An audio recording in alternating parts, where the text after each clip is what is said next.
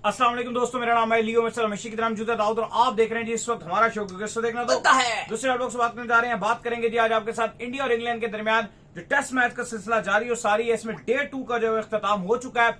अगर आज बात कर लें तो आज पहले इंडिया ने इंग्लैंड का बुरकस निकाला बॉलिंग से, जहां पर प्रदीप कृष्णा ने और सिराज ने क्या कमाल किस्म के बॉल जो है वो दोनों ने किए और सुपर्ब तरीके से जो इनकी टीम को जो आउट करके बाहर फेंका। हैरी ब्रूक जो थोड़ा सा जरूर जो पिच के ऊपर खड़े रहे, 247 रन करने में इंग्लैंड कामयाब हुआ, लेकिन जब बैटिंग करने के लिए आए जो इंडिया की टीम है वो एक ही पॉजिटिव इंटेंट से जो जायसवाल खेल रहा था, क्योंकि उसको लग रहा था कि यार पहले भी मैं आउट हो गया, पिछले 2 मैचों में लगातार जो है 2 इनिंग्सों में भी आउट हो गया, पिछली इनिंग में भी मैं आउट हो गया, तो जो है बस मारो, आखिरी इनिंग है, जो करना है करो। और उसकी वो पॉजिटिव इंटेंट जो है उसके काम आई और उसने एस बॉल जो है रियल मायनों में खेलना शुरू कर दी।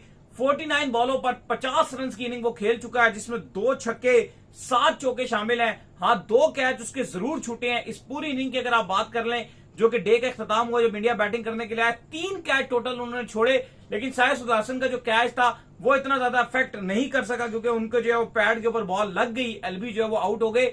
लेकिन जायसवाल का जो कैच इन्होंने छोड़ा है, लगातार 2 कैच, एक स्लिप पे छोड़ दिया, एक बैक साइड पे छोड़ दिया, मुझे लगता है कि ये कैच जो है ये इनको पे बैक करने पड़ेंगे और इंडिया तोड़ेगा इनको। भैया देखो, किस्मत भी बहादुरों का फिर साथ देती है। वो किसी ने खूब कहा है कि किस्मत भी बहादुरों का साथ देती है, और जायसवाल ने इस टेस्ट मैच को टर्न अराउंड कर दिया T20 में। भाई, जिस अंदाज से वो 100+ के स्ट्राइक रेट से बैटिंग कर रहा था, 44 गेंदों पे उसने अपना 50 कंप्लीट किया और छक्का रसीद किया करके 50 अपना मुकम्मल किया। जो उसकी अप्रोच है, जो उसकी पॉजिटिविटी है, वो कमाल नजर आ रही है। क्योंकि जायसवाल का इस सीरीज में पहले मैच में तो सेंचुरी स्कोर जरूर की थी जायसवाल ने, इस टेस्ट मैच में, इस टेस्ट सीरीज में पहले मैच में, लेकिन उसके बाद जायसवाल का जो बल्ला था वो लगभग खामोशी से रन बनाता रहा, ज्यादा इंपैक्ट उसने नहीं डाला।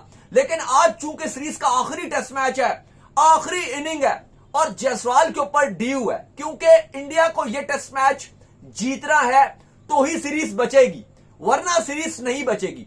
भारत के लिए करो या मरो वाला सीन है, और कोई ऑप्शन नहीं है। और यहां पर इंटेंट चाहिए थी, क्योंकि प्रसिद्ध कृष्णा और सिराज ने अपना काम कर दिया वहां पर, जहां पर 174 पर इंग्लैंड के सिर्फ 3 खिलाड़ी आउट थे, वहां पे पूरी इंग्लिश टीम को 247 पर ऑल आउट किया। क्रिस वोक्स बैटिंग के लिए नहीं आ सके, कमाल किस्म की बैटिंग हमें देखने को मिली, हैरी ब्रूक की तरफ से 50 मुकम्मल किए, वरना शायद ये 20-25 रन और भी कम रहते इंग्लैंड के, लेकिन उनकी अच्छी बैटिंग की वजह की बदौलत इंग्लैंड एक अच्छा टोटल बना सका। लेकिन उसके बाद भारत के पास अब एक ही ऑप्शन है, क्योंकि अभी इस टेस्ट मैच में 3 दिन पड़े हुए हैं और आपको कर दिखाना है अब ओडीआई की तरह एटलीस्ट 250 से ऊपर आपको कुछ लगाना है, और वो इंडिया की अप्रोच चाहिए थी, एग्रेसिव रन्स बनाने, रुकना नहीं है। आपकी विकेट्स वैसे भी जाएंगे Exactly. विकेट्स है, जिस तरह से वो टंग जो है यहां पर बॉलिंग कर रहे हैं, फिर साथ में जो है अटिंगसन जिस तरह की बॉल कर रहे हैं, कोई ना कोई बॉल इनका अनप्लेबल जरूर निकलता है। तो बेहतर है कि आप रन्सों की तरफ जाएं। जो जायसवाल ने अप्रोच अपनाई हुई है, 75 जो है इस वक्त आपके रन हो चुके हैं, 52 की जो आप लीड ले चुके हैं, 200 रन जो है वो आपसे यहां से आपको मजीद ओवर करने हैं।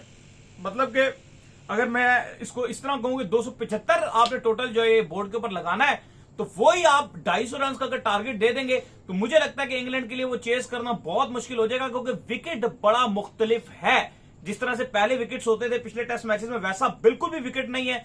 बेशक जायसवाल तेज खेलने की कोशिश कर रहे हैं, लेकिन एज लग रहे हैं, 2 कैच उनके ऑलरेडी छूट चुके हैं। इंग्लैंड ने तेज खेलने की कोशिश की, 12 ओवर में कामयाब जरूर हुआ, लेकिन उसके बाद विकेट जो है तेजी से गए, लेकिन उनके तेज खेलने का फायदा यह हुआ कि वो 247 रन करने में कामयाब हो गए। अभी इनका भी यही फायदा है जो आपने बात की ना, कि विकेट इतना फ्लैट नहीं है। हाँ। ये जो रन्स आए हैं ना अभी जायसवाल के बल्ले से, वो अपने 50, भारत का 75 स्कोर है, इसमें जायसवाल का पूरा 50 है, 2 छक्के और 7 चौके मौजूद हैं। वजह यह बनी है क्योंकि वो एक एग्रेसिव इंटेंट दिखा रहे हैं, चूंकि वो काउंटर अटैक कर रहे हैं, चूंकि वो लगातार अटैक पे अटैक कर रहे हैं। यही एक वजह है अली साहब, यही एक रीजन है कि रन्स आ रहे हैं। यहीं पर अगर इंडिया थोड़ा सा डिफेंसिव हो जाए, थोड़ा सा इंडिया टुक टुक शुरू कर दे, यकीन मानिए जो रन्स 75 ना हो, ये रन्स बमुश्किल 30 से 35 रन हो और इंडिया के 3 से 4 खिलाड़ी आउट हो जाएंगे यहीं पर ही। क्यों? क्योंकि विकेट में अगर आप देखो पेसर के लिए बहुत कुछ है, टंग बड़ी बेहतरीन गेंदबाजी कर रहे हैं और इंडिया इस पर प्रेशराइज होगा। लेकिन अच्छी बात यह है कि इंडिया चूंकि काउंटर अटैक कर रहा है, जायसवाल रन्स पे रन्स बना रहे हैं, कैच छूट रहे हैं, लेकिन वो गियर चेंज नहीं कर रहे अपना, वो कह रहे भाई गियर चौथा ही लगा रहेगा, चाहे कैचेस छूटे, 2 कैच छूट गए, तीसरा भी कैच छूटा, सबके पास गेंद जा रही है, प्रेशर पे इंग्लैंड की फील्डिंग को रखा हुआ था। लास्ट में भी जब एंड हुआ तो अंपायर्स ने बोला कि भाई आप स्पिनर लगाते हो तो 2 ओवर और भी हो जाएंगे, 2-3 ओवर, लेकिन इंग्लैंड ने कहा कि नहीं भाई, अगर स्पिनर को लगा दिया तो जायसवाल ने कुटना शुरू कर देना है, और जायसवाल जिस मूड पर है उसने स्पिनर का तो भुरगस निकाल देना है, भाई तुम दिन एंड ही कर दो, ये इंग्लैंड ने बोला, क्योंकि जिस मूड में जायसवाल है वो रुकने वाला नहीं है, और अगर जहां चलता रहे, ये यहीं पे इंडिया का 100 पे 2 हो जाना था अगर ये स्पिनर को लगा देते, क्योंकि फास्ट के लिए तो वैसे भी कंडीशन आपको तो बहुत बेहतरीन है, स्पिनर के लिए इतना कुछ नहीं था। प्लस इंडिया की जो पॉजिटिव इंटेंट है, हम हमेशा ये बात करते हैं कि जब मुश्किल विकेट हो, मुश्किल कंडीशन हो, और आपके पास जिस तरह की कंडीशन है कि आपके पास आखिरी इनिंग है इस पूरे टूर की, इस पूरी टेस्ट सीरीज की आखिरी इनिंग अब इंडिया अपनी खेल रहा है, यहां पर अगर आप एग्रेसिव खेलोगे तो ही आपके पास इस मैच में, इस टेस्ट सीरीज में बचाने के लिए कुछ होगा, और वो ऐसा लग रहा है कि वो इंटेंट जायसवाल और शुभमन गिल ये डिसाइड कर चुके हैं कि हम उसी अप्रोच से खेलेंगे। और अली साहब अगर इस अप्रोच से ये खेले, यकीन मानिए हम 250 कह रहे हैं, ये 300 को भी टच कर सकते हैं, 250, 300 भी, क्योंकि देखो जब आप एग्रेसिव खेलते हो ना तो आप बॉलर्स की लाइन और लेंथ के साथ खिलवाड़ कर देते हो, आप बॉलर की लाइन और लेंथ को खराब कर देते हो, आप उसको प्रेशराइज कर देते हो, आप कप्तान को मजबूर करते हो कि आप डिफेंसिव मोड पे जाओ। उससे फायदा क्या होता है कि आपके रन्स बहुत स्मूथली आना शुरू हो जाते हैं, और वो बैट्समैन जो नए आने वाले बैट्समैन होते हैं, जैसे चलो जायसवाल तो खेल रहे हैं, लेकिन जो नए आने वाले बल्लेबाज हैं उनके ऊपर से भी प्रेशर हट जाता है। तो जायसवाल ने इस टाइम वो करके दिखाया, इस टेस्ट मैच को T20 में बदला है, T20 के अप्रोच में बदला है, और ये इंडिया के लिए आगे कल के दिन के लिए बहुत फायदा होने वाला है। अगर इंडिया और जायसवाल ने अली साहब कल भी यही अप्रोच रखी तो। नहीं, बिल्कुल आप सही कह रहे हैं कि इवन जो अब नए आने वाले बैट्समैन हैं, जिसमें आकाशदीप तो चलो नाइट में रहा है, शुभमन गिल, करुण नायर, रविंद्र जडेजा और ध्रुव जुरेल, वशिंगटन सुंदर, इन सारों वॉचमैन ने भी एक चौका मार दिया। इन सारों को क्या करना है? इन सारों को बहुत कुछ नहीं करना, 25-30 रन और करने, 25-30 रन सिर्फ अपने गेड़े डाल दें तो इनका काम जो निकल जाएगा, क्योंकि पिच मुश्किल है। जितना आप इस विकेट के ऊपर रोकने की कोशिश करोगे, देखो 52 तो टारगेट बन गया अभी तक। एक बात याद रखो, अगर केएल राहुल जैसा बैट्समैन आउट हो गया ना 28 बॉलें डिफेंस करने के बाद, तो इसका मतलब डिफेंस से कुछ नहीं होगा, बहुत मुश्किल है, क्योंकि केएल राहुल अपनी विकेट नहीं देता। अगर हल्की सी भी जो है वो विकेट में ऐसा हो ना कि विकेट जो है वो आपकी पॉजिटिव हो और विकेट बैटिंग को सपोर्ट करती हो, तुम 10 लगा लो, जो मर्जी कर लो, केएल राहुल नहीं देगा। इस टीम में सबसे ज्यादा सॉलिड, जबरदस्त सॉलिड अगर आप वॉल बोलो, जैसे पहले राहुल द्रविड़ को कहा जाता था, तो वो राहुल ही है, सबसे टेक्निकल साउंड राहुल है।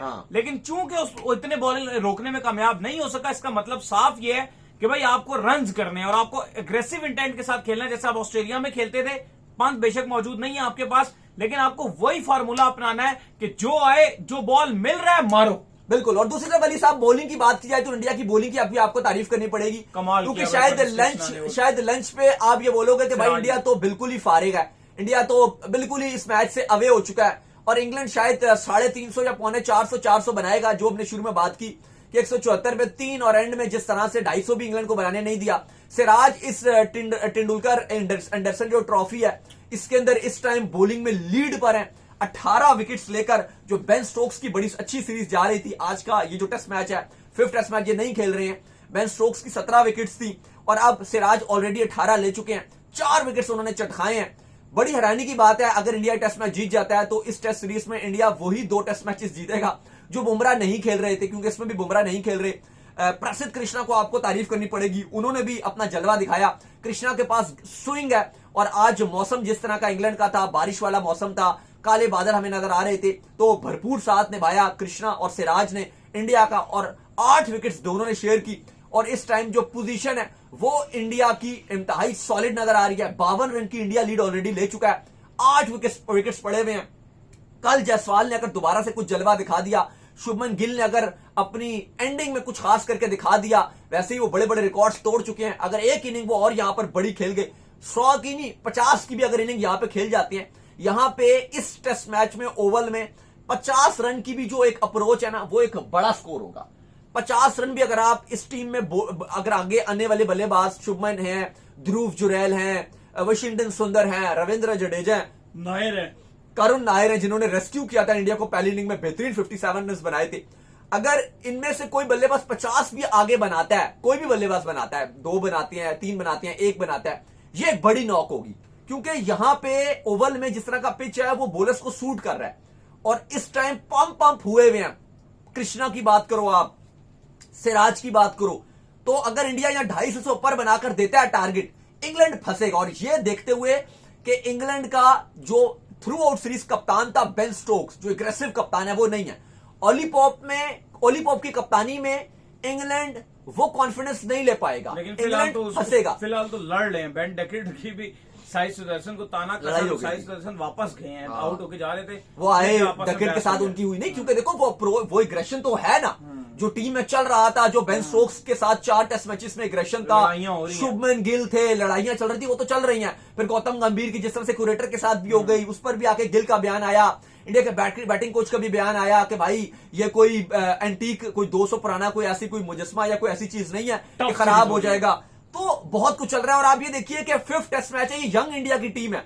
अभी भी आप ये बोल रहे हो कि नतीजा नहीं निकला इस टेस्ट मैच में। अगर जोफ्रा नहीं है इंग्लैंड की तरफ से, एक स्टोक्स कप्तान नहीं है, इंडिया की तरफ से ऋषभ पंत नहीं है, इंडिया की तरफ से जसप्रीत बुमराह नहीं है, ये भी आप देखिए कि जो इस सीरीज में ऑन गोइंग खिलाड़ी थे, चलो विराट कोहली और रोहित शर्मा की आप बात ना भी करो, तो वो खिलाड़ी जो करंटली खेल रहे थे, ऋषभ पंत थे, बुमराह थे, वो भी नहीं खेल रहे। लेकिन आई होप कि जिस तरह से बगैर इंडिया बुमराह के अच्छा कर रहा है इस टेस्ट सीरीज में, जीत भी रहा है, तो उम्मीद की जाती है कि इसमें जीत मिलेगी। बाकी अली साहब WCL पे आइए, आज पाकिस्तान क्रिकेट बोर्ड ने क्या कहा है? बिल्कुल जी, पाकिस्तान क्रिकेट बोर्ड जो तब गया कि हर जगह पे पाकिस्तान का नाम आई जा रहा है, बार बार इंडिया कहता है पाकिस्तान के मैच का बाइकआउट कर दिया, पाकिस्तान के मैच का बाइकआउट कर दिया।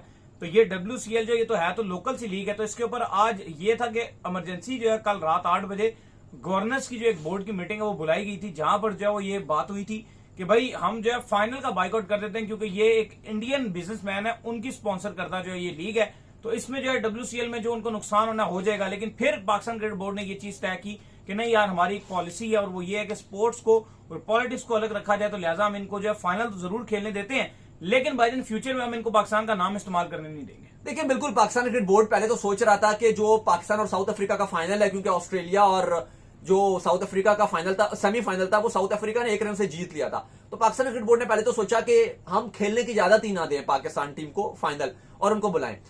लेकिन फिर बाद में पाकिस्तान ने कह दिया कि चलो PCB ने कि हम इस पॉलिसी में नहीं पड़ते और हम इन्हें कहते हैं खेलने दो। लेकिन पाकिस्तान क्रिकेट बोर्ड का मानना यह है कि WCL में जो नाम इस्तेमाल हो रहा है पाकिस्तान का, पाकिस्तान चैंपियन का, वो ये गलत है, क्योंकि ये जो इंडिया पाकिस्तान की कंट्रोवर्शियल सीन इतना बढ़ गया कि जी इंडियन लेजेंड्स ने मना कर दिया पाकिस्तान से खेलने के लिए, ये हो गया वो हो गया। पाकिस्तान क्रिकेट बोर्ड का मानना यह कि वो पाकिस्तान टीम है ही नहीं, और या वो वट एवर इंडिया की टीम या बाकी टीम्स वो है ही नहीं, क्योंकि कोई भी एक ऑनर चला रहा है। लेट्स सपोज एग्जांपल ये कि जो इंग्लैंड का ऑनर है इंग्लिश टीम का, वो इंडियन है, प्रवीण कुमार साहब है, वो इंग्लैंड के ऑनर है। इसी तरह से साउथ अफ्रीका के भी, ऑस्ट्रेलिया की भी जो ऑनर्स हैं, जो पैसा है, जो स्टेक होल्डर है, वो सारे इंडियंस हैं टोटल ओवरऑल लीग में। तो कहा यह गया है कि जो मामलात हैं वो एशिया कप के खराब हो रहे हैं, मामलात जो है वो PCB को नाम आ रहा है या BCCI का बीच के अंदर नाम आ रहा है, BCCI भी बहुत ज्यादा हीट फेस कर रहा है। तो पाकिस्तान क्रिकेट बोर्ड का मानना यही है कि भाई जब हमारी टीम ही नहीं है, वो ना हमारे से कोई लिंक है, ये खाली एक बिजनेसमैनों की लीग है, तो फिर हम फ्यूचर में PCB किसी भी लीग को पाकिस्तान का नाम इस्तेमाल करने नहीं देगा। आप कोई और नाम लगाओ, हाँ लेजेंड्स को खिलाना है, रिटायर्ड खिलाड़ियों को खिलाना है, लीग करानी है, खिलाड़ियों को ले जाओ, करवा लो, क्योंकि उनको NOC की जरूरत नहीं होती जो रिटायर्ड खिलाड़ी होते हैं। लेकिन नाम पाकिस्तान का, ये PCB का कॉपीराइट है। इसी तरह इंडिया का जो नाम है कॉपीराइट वो BCCI का है, तो इंग्लैंड का ECB के पास है। तो ये फैसला किया गया है। तो बाकी भी काफी फैसले किए गए हैं, जैसे आपको पता है कि ओलंपिक्स के हवाले से एक प्रॉपर जो है वो फैसला किया जा रहा है, और बाकी जो 2 टायर सिस्टम है उसके हवाले से भी फैसला किया जा रहा है। तो चलो उम्मीद करते हैं आज हमारे शो आपका पसंद आया। वीडियो को लाइक कीजिए, हमारे चैनल सब्सक्राइब कीजिए, साथ ही बेल आइकन को बजाइए, एक और काम कर लीजिए, रोए कर लीजिए, हमारे फेसबुक को फॉलो कीजिए, लिंक डिस्क्रिप्शन में। नेक्स्ट वीडियो अल्लाह हाफिज़, रखिएगा।